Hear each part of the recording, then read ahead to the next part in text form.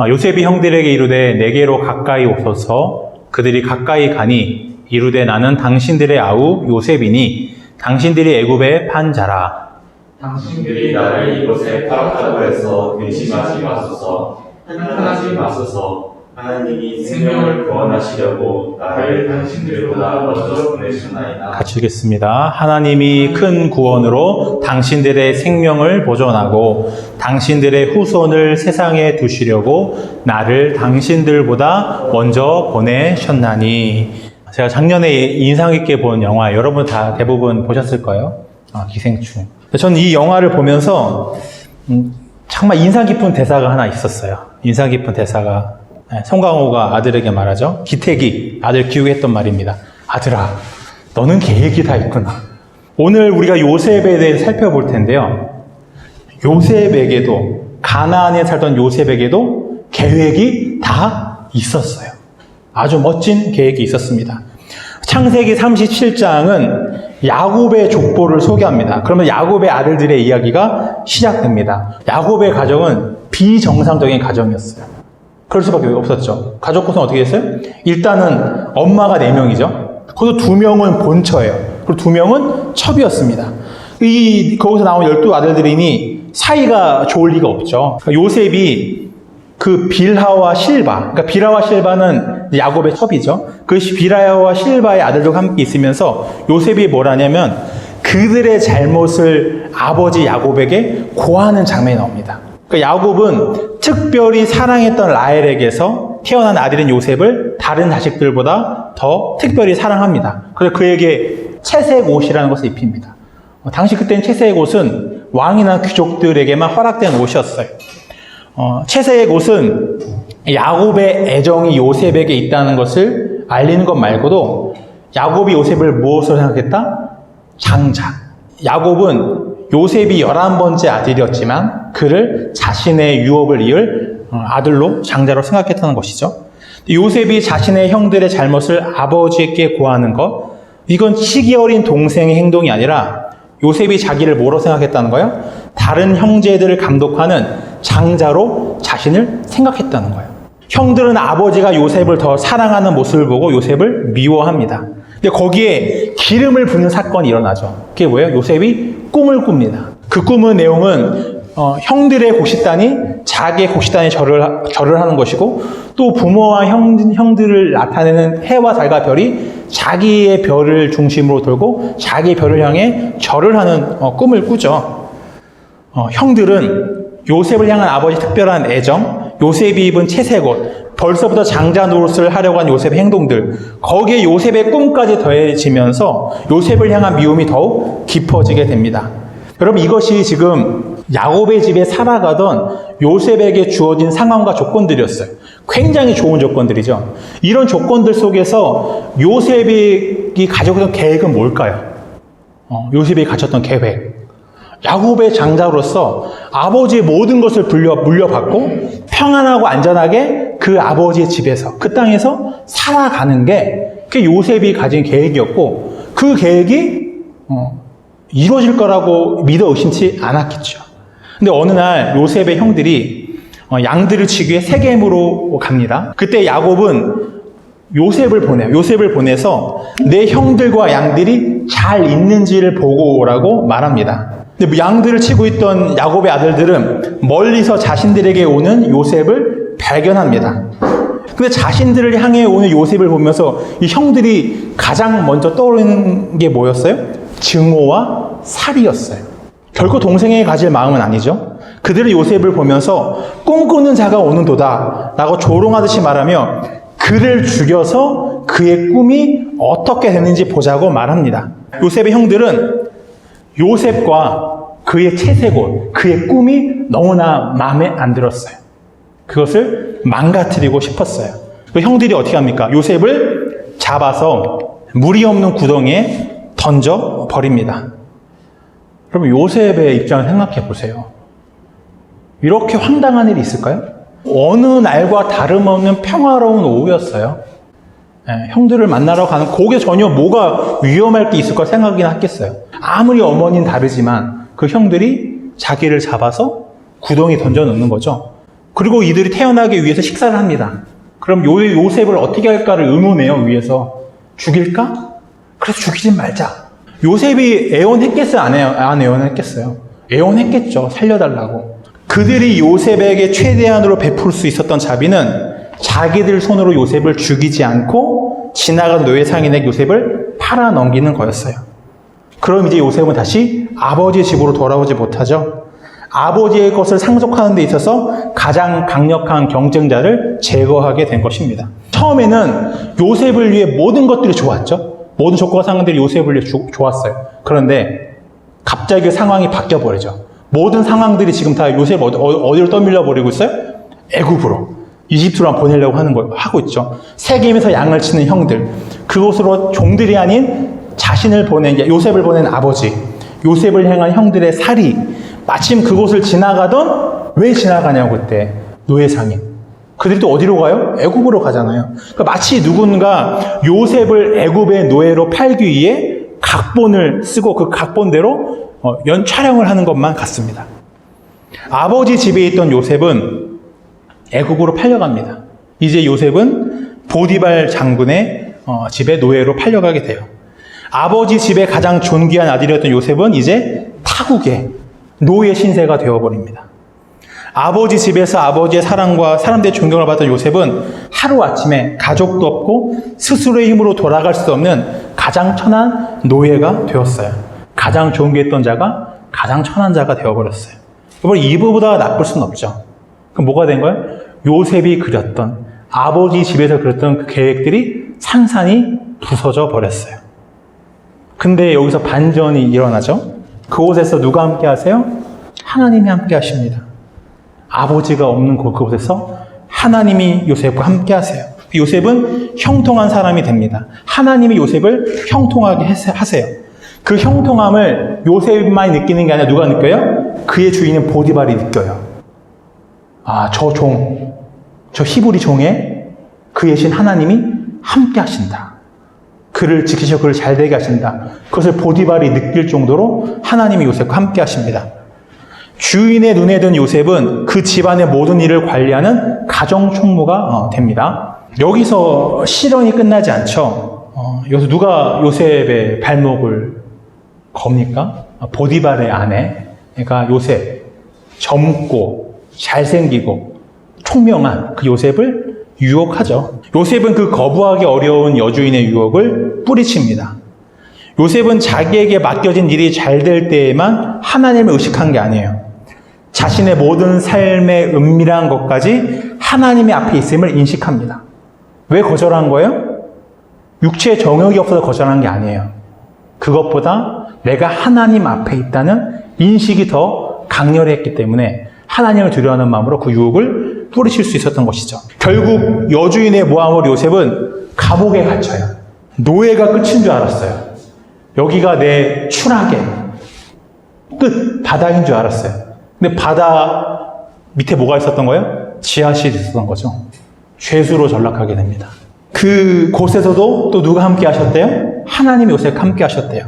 간수성 요셉의 형통함을 보고 그 감옥의 모든 일들을 요셉에게 맡기게 됩니다. 그 감옥에 있던 어느 날 요셉이 누구의 꿈을 해석해 주게 되죠? 왕의 술 맡은 신하. 그때는 왕의 생명을 책임지는 자죠. 그러니까 왕의 가장 신이 많은 사람이라고 할 수가 있어요. 그 사람이 어떠한 일로 감옥에 들어오게 됐는데 그 사람이 꾼 꿈을 해석해 주죠. 그 꿈에 해석한 내용이 뭐였어요? 당시 다시 원래 자리로 복귀하게 될 거다. 그럼 요셉이 그 꿈을 해석해 주면서 부탁하죠. 나를 기억해 달라. 나를 기억해 주셔서 나를 이 곳에서 나가게 해달라. 그렇게 부탁을 합니다. 꿈대로 그 신하가 원래 자리에 복귀했어요. 그럼 요셉은 이제 여기서 나가게 될 거라고 예상했겠죠. 근데 어떻게 해요? 신하가 요셉을 잊어버려요. 그리고 요셉은 다시 한번 그 어두운 감옥에서 잊혀진 사람이 됩니다. 근데 2년이 지난 어느 날 애굽의 최고 권력자인 파라오가 이번에 또 꿈을 꾸죠. 2번의 꿈을 꿉니다. 근데 그 애굽의 어떤 학자와 점술가들도 그 파라오의 꿈을 해석하지 못해요. 그때 이 술 맡은 신하의 기억이 돌아옵니다. 누굴 기억해요?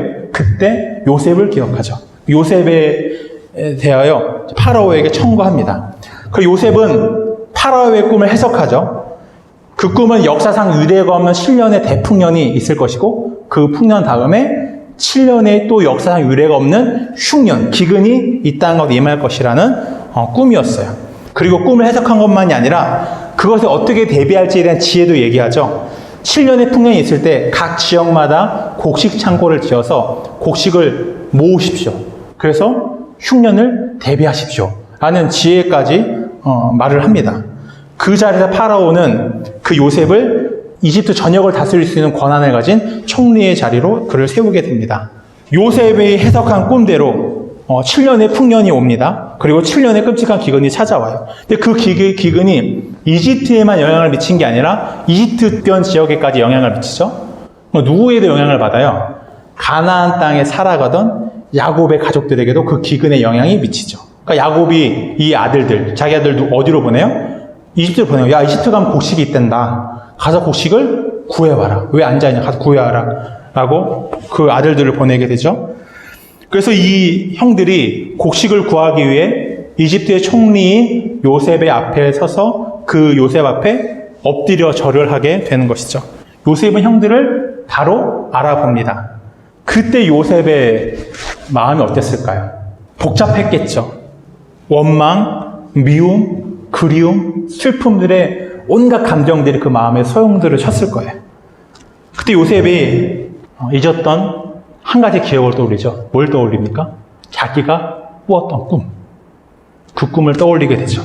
요셉은 형제들의 목숨을 지켜 자신을 희생하려 하는 형들의 모습을 보고 또 자기가 사랑했던 막내 동생 베냐민의 모습을 보면서 마음속에 응어리졌던 원한들이 조금씩 풀리기 시작하죠.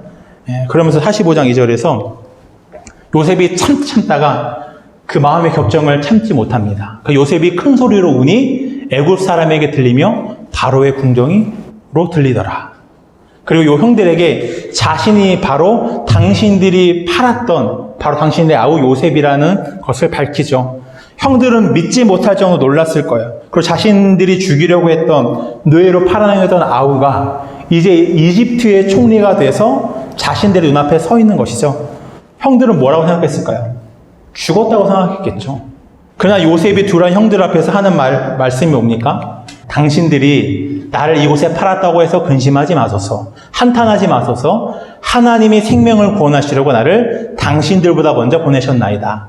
하나님이 큰 구원으로 당신의 생명을 보존하고 당신들의 후손을 세상에 두시려고 나를 당신들보다 먼저 보내셨나니. 요셉은 술 맡은 신하의 꿈을 해석해 줬어요. 그리고 이집트 파라오의 꿈을 해석해 줬어요. 요셉은 꿈을 해석하는 지혜를 하나님께 받은 사람입니다. 근데 요셉에게 해석하지 못했던 꿈이 있었어요.